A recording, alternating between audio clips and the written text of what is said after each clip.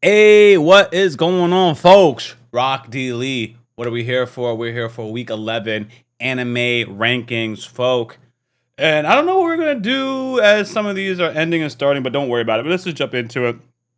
Guys, if you guys are new here and you guys are wondering why is this anime number 10, first of all, the answer is explained in the video. If you watch the video, you will know the answer. The second thing is, it's not about why that anime is number 10. It's never about why that anime is number 10. It's always about why is this anime number 1. By default, if I think this is the best anime of the week, and it's not even the best, let me rephrase it. It's not about the best anime of the week. It's about the anime that I enjoyed the most that particular week. And I'm going to rank that, and then something ends up at number 10 because this was at number 1, 2, 3, 4, and now it's just the spot, the highest spot I can put it is at number 10. But it's like the focus is why is it at number 10? Don't worry about it. It's not about why it's at number 10. This is about why something is number 1. This is putting things as close to number 1 as possible, and that's just that. But I get it. It's like, but why is that number 1? Anyways, let's just jump into it.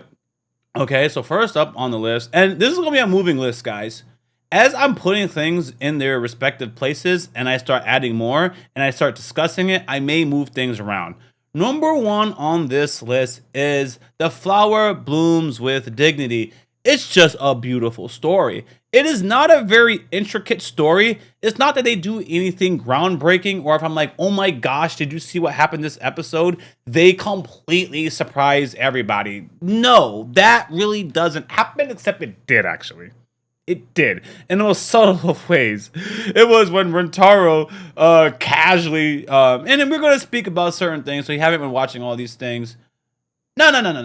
Let's focus on the ranking, and then we'll go into the specifics afterwards. So we got the fragrant flower blooms with dignity.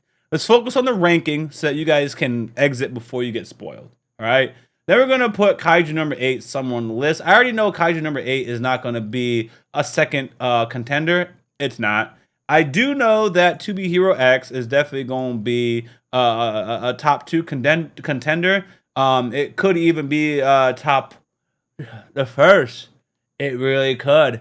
It really could. People are like, how is it not? You know what I mean? How is it not? I know My Dress Up Darling will be ranked below Kaiju number 8. One Piece is going to be ranked above Kaiju number 8. Claventus is going to be closer to the particular bottom. Now, let me talk about Claventus. I think Claventus has a great story. They're doing all the right things. There's a certain emotion that's not being captivated, and the animation is not really groundbreaking. Now, hold you, Blue Box also didn't have groundbreaking animation, but the dialogue and the story and the overall stakes have me very submerged. You do not have to always have great animation. You have to make up for it in other categories. I think Claventus is a fantastic story. They need to have superb animation, in my humble opinion, to really get it over that hump and move from underrated category to just properly rated. Is it a fantastic story? Yes. Do I like the characters? Yes. Is it new? Is it refreshing? Yes. But I just feel like there's something that I am missing. I just do. It's an emotional connection with somebody. I don't have an emotional connection with anybody. But I like the show. Technically, the person I'm most connected with is my homie General Drell, you know? So that's where Claventus is at. And I would still recommend that the average isekai or fantasy watcher watch Claventus. I would recommend it to any of my isekai fantasy homies. And that's just where we're at. The Summer Hikaru Died is definitely up there, okay? We're putting it, what did I do? Sakamoto Days, oh my god. Actually not what I was going for, but that's fine. So now we're going for The Summer Hikaru Died. And my gosh, that was a fantastic episode. Then we have Lord of Mysteries. My gosh, that was fantastic. I have Shield Hero just below, or just above Claventus. I got Gakiakata right above Shield Hero. I got Call of the Night right above Gakiakata, right? And then I have to move Call of the Night up. I got to move Call the Night up even further, okay? And then we got Dan to Dan. This is when things get spicy, folks. It's around here because these were all high-quality episodes. Shoot, this was a high-quality episode. I ain't going to hold you. That doesn't mean these were bad, by the way. These does not mean these are bad. Oh, let me rephrase this. Let me move Gakiaka to above my dress up, darling. Sorry about that. Doesn't mean any of these are bad, but it's just you can tell where the cutoff is. This cutoff is easy. It's easy. But from here, it gets very, very difficult. Okay. It just does. So let me take a moment to pause, and I have to think so I don't use up your time. We are back from pause. Let's remove an anime from the top 5. That's going to be easy because I spotted it. The anime that we're unfortunately going to remove from the top 5, drum roll. I gotta add this onto my little thing. So I just add the Teach laughing at us. It's going to be One Piece. One Piece is going to be removed from the top 5, and it's highly, highly, highly unfortunate. What all these episodes do, and we already know that One Piece is just different because of the pacing, and everyone knows they adapt one chapter or something like that, where Fragrant Flower adopted like 3 chapters. That's actually it. Fragrant Flower gave me more story than One Piece did. One Piece gave me a high quality story, but half the episode was whatever it was, and then it's like the very beginning, which was partly a flashback getting to that point. So it was like the very beginning and like the very end, a lot of stuff not in the middle. And it ended on a super high note. My God, I look forward to seeing what the hell is going to happen. But at the end of the day, when we're looking at how much information, how much quality was packed into these other episodes, for me, it's good that I feel good about removing it from that list of the top 5. I have to get rid of 2 more shows from the top 5, right? The next one I'm going to take out is actually Call of the Night. I thought Call of the Night was fantastic. Great lore building. There's actually nothing I can say about Call of the Night. What it is, if I can be honest with you, there's certain characters or plot elements that I just can't let go. I can't let go of it. And I might pull Call of the Night back up, but I just can't let go of these other ones. So this is an example of why is Call of the Night in the top 5?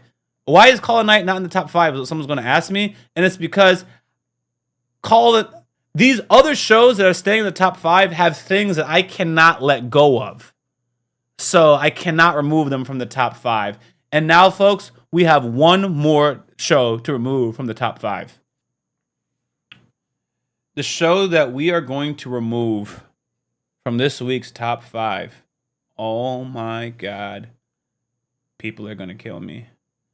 It's going to be Lord of Mysteries. Oh, boo him. Is there a boo? Nope. I got no boo. Oh my God. I'm just lighting up everything. He done removed Lord of Mysteries from his top 5. How? Ah, man. I got it for you. I got it. Lord of Mysteries has something that in common with Clavetus, where I haven't really bonded with the characters. I like the story, I like the world, I like the fighting, I like the nightmare. But from an emotional point of view, I'm just interested in this story, but I'm not so much too captivated by a particular character. You guys know me in villains. But I haven't been sold by a particular villain because the main villain is not really in my face like they are consistently in most of these other shows or the particular formula. Oftentimes, shout out to my homie Lex Luthor in Smallville, they kind of drive the story, right? They drive the story, but Klein, who the hell is the enemy, dog? I don't even know who the enemy is. That's how my homie Klein was. Oh, shoot, this nigga was the enemy all along? And I was being manipulated, and now that homie's gone. Damn. He's just gone after all this manipulation, right? And it's a fantastic story. I would recommend it to many people, but my personal thing is it has these all have things I can't let go of. I can't let go of my homie Rentaro. I can't get over X. I can't remove him. Shin didn't put in work, Sakamoto didn't put in work, and the homies that was with them, I can't let them go. I can't let go of my homies from Hikaru, the summer Hikaru died. I just can't let go of my 2 homies and their boy love. I can't let go of my homegirl Ira and Evil Eye from Dan to Dan, especially in this particular week. I can't let them go. So they are going to stay in the top 5, okay? So here we are with the top 5 list. Now we have the next part, which is finalizing the top 5. And this is a tough one. I think this is my list. But I'm going to cheat. Let me just finish this. Let me go down the line. We got Kaiju number 8. Let me just move some stuff. Can I not fit 10 shows here? 'Cause I think it doesn't really matter about my 10 shows. It only matters about the top 5. But I can do this. That would be my list. Yeah, that's my list. That'd be it. Who made it here? All right, let's talk about why. If I was going to recommend an episode to the average person, I would always recommend To Be Hero X episode 24 over the Fragrant Flower Blooms with Dignity episode 11. I think that To Be Hero X, the finale, delivered. The X stuff was phenomenal. The action was phenomenal, right? I just happen to just like the story of Fragrant Flower, and I just happen to like the characters so much. And I liked what we developed as. So let's talk about where Fragrant Flower excelled this week. Now we're entering spoiler territories. This is for you guys asking, why is my show not in number 10? Let me explain to you why. First of all, Rentaro didn't have a dad this whole time, and I didn't know that. They surprised us. And you guys like, wait, what? The dad's been in plain sight, but not really, right? All of a sudden, this dude just has a dad in his life, and he's a supportive father, and he helps Rentaro prepare a birthday present for Wagari. I thought it was sweet. It was something I was able to be engaged in and follow along. I was like, I know exactly what you should do. But it's not like the character Rentaro was dumb. He's 17 years old. He kind of don't know what to buy. He just likes this girl. He doesn't know what she necessarily likes, but he still came to the right conclusion, which was to make her a cake. And it was just fun to just watch that process and go along with it. And it was fun because I just recently learned these things myself. So, people prefer that when you put time into their projects or into their gifts. And I watched Rentaro put on his time baking this cake with his father. And although he was doing things for Wagari, the parental satisfaction was high here. The parental interaction, them seeing their son grow. Do you guys know how beautiful it is to have your son, who is miserable all the time, not that that's beautiful, finally finds friends and a girl who makes them enjoy life, and you see them coming out their shell? As a father, I also find that beautiful, even though my daughter won't entertain anyone until she's well into her 30s. Hypothetically, if I had a son, though, I would find that beautiful to experience. And it's really just that simple. Fragrant Flower is hitting emotional chords that are important to me right now. And they don't have to be very flashy to do it. And if I explain it to you, I probably didn't sell it to you. But it's one of the best romance animes I have ever watched. It is one of the best. If you ask me right now what the best romance of all time was, let me look at Don't Toy With Me Nagatoro real quick. My Dress Up Darling Season 1 was peak, but they relied on fan service. God dang it.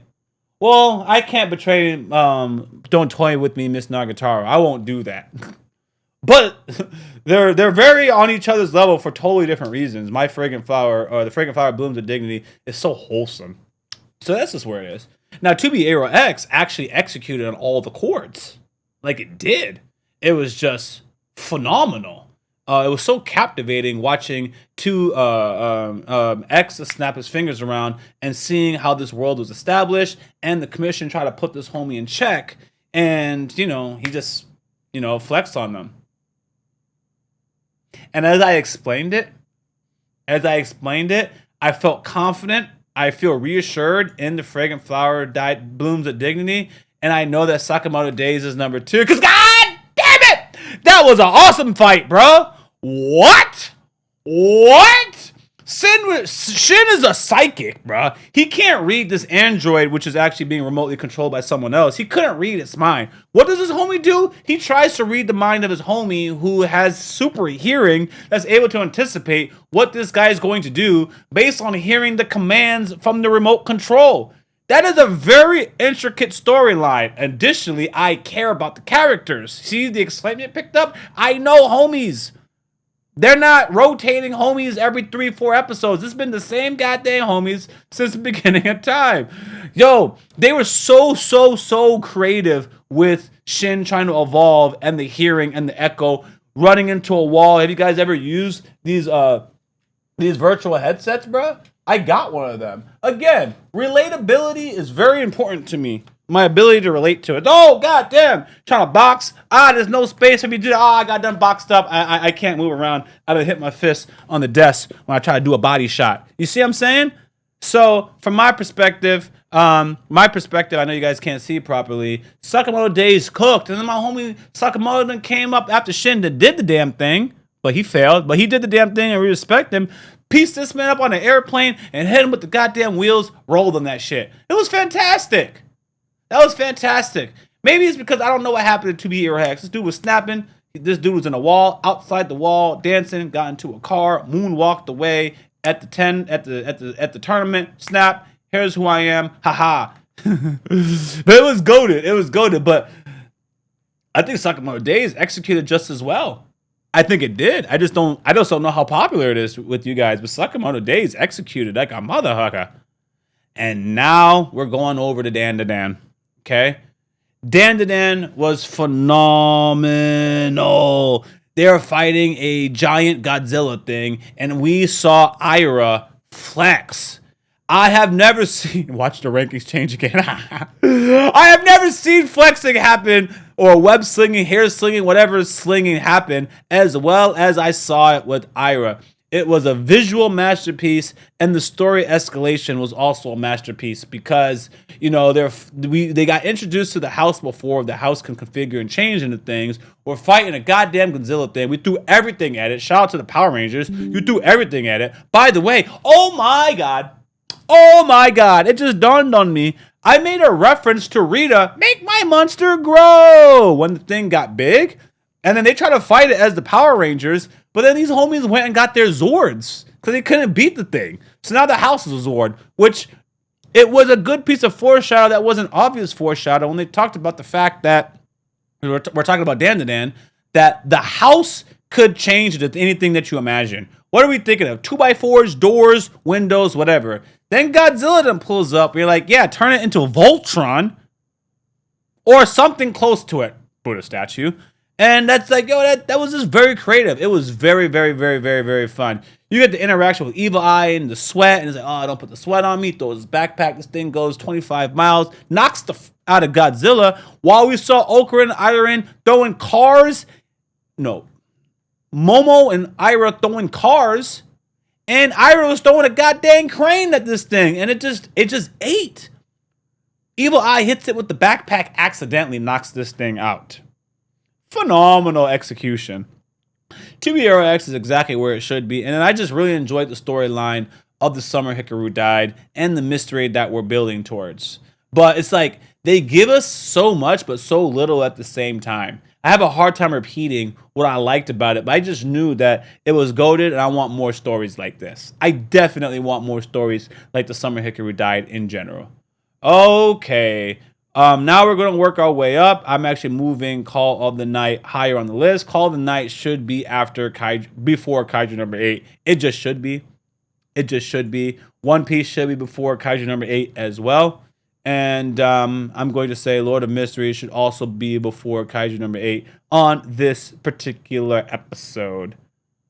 Now, quality of storyline, Gakiakata should also be before Kaiju number 8. Kaiju number 8 is getting saved by the fact that I like Kaiju number 8 that much. It will just stay there. And here is our final list. We have done it, guys. Okay. The number one anime of the week, as of week 11, okay, is the following. The Fragrant Flower Blooms with Dignity. Sakamoto Days. Dandadan. 2B Hero X. The Summer Hikaru Died. Call of the Night. One Piece. Lord of Mysteries. Kaiju number 8. And Gakiakata. That is my order. I am very comfortable with it. Is Lee a Shield Hero fan? Did I betray the Shield Hero? Nah, it's great. It just didn't give me the shenanigans I wanted, and that's just actually about it. These homies are talking about peace and trying to go through peace. Ain't with that. Why is my Dress Up Darling not on the list? I only care about Gojo and Marin. They give me storylines that are good storylines. They're good stories and they're important lessons. Don't care though. Don't care. Don't care. I sympathize with the things that these ladies are going through, though. You know what? It actually might be bad.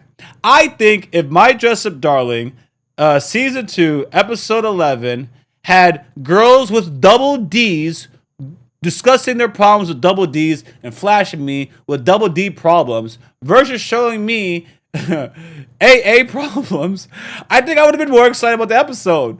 But they hit me with the A cup problems. Not excited about A cups. I watched this lolly girl try to make her A cups seem like they were more than they were. Not excited. Did I sympathize? Did I feel bad? Absolutely. I feel bad right now. I just had an epiphany. I'm like, as I felt bad for these people, I'm like, oh my God, you went through such an epic struggle. Those girls and what they go through. Let me make sure you're not in my top 10 though. You know what I mean? That's terrible. Even more reason I understood them. But, the adult women trying to live their hobbies, Lee definitely understands because Lee does the same thing. I just didn't really need to watch an episode on that. Give me the Gojo Marin, but there's no sense in complaining about it. This is what the author made. I'm not here to talk bad about My Dress Up Darling. I'm here to tell you why My Dress Up Darling, I'm just saying it didn't make it in the top 10. Did I like the overall episode? Absolutely.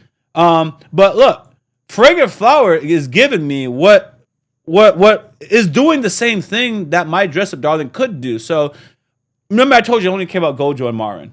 Rentaro and Wagari have a love story as well, but they got me to care about Rentaro's parents.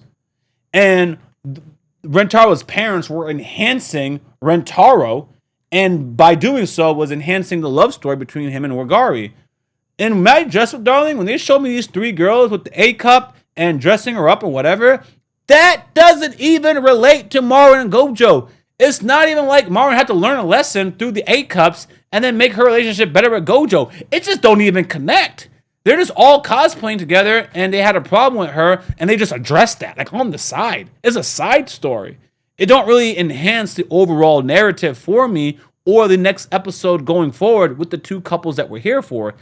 They have phenomenal personalities, but what Rentaro does, or what Fragrant Flower does, and I keep gassing it up, is while they'll show other characters, they know who their flagships are. Let me show you guys something. Aircraft Carrier Strike Group. Aircraft carrier is one of my favorite things. I gotta show you a picture of that. A Carrier Strike Group, flagships. This is the formula of Fragrant Flower, among many things. They have what we would call their flagship. And for the purpose of this discussion, the flagship is Rentaro and Wagari. They are the flagship. And the characters around them are supporting the flagship. When the flagship pivots to the left, the supporting characters will, the supporting boats will do what's necessary, okay? That's what it is. Ooh, look at this beautiful picture. Carrier Strike Group with B-2 bombers and fighters on top of it. That's what Wagari does. I mean, that's what Fragrant Flower does. Rentaro and Wagari do their thing, and they are surrounded by beautiful battleships that enhance the combat abilities. But what My Dress Up Darling did is they showed me battleships, right? Without the carrier, without a carrier in there, with the modern flagship. And if you guys know anything about the naval military, as of right now, the flagship would be the carrier because it has the planes and it allows you to project strength onto an entire country, particularly if it's small, and just body them from far away. All right. So if I see a bunch of battleships, most countries have them, by the way. They don't have carriers. Most countries don't even have carriers, by the way. They come through with the battleships. I'm not impressed. I don't give a damn about the battleships. Don't give a damn. If you come with battleships, you're pretty much going to stay along my coast, probably do a blockade of sorts. You do have Tomahawk cruise missiles that can reach the mainland, but I don't see no aircraft carriers, man. You can't maintain what I would call aerial superiority over my general area if you don't have a carrier. You can't control my skies.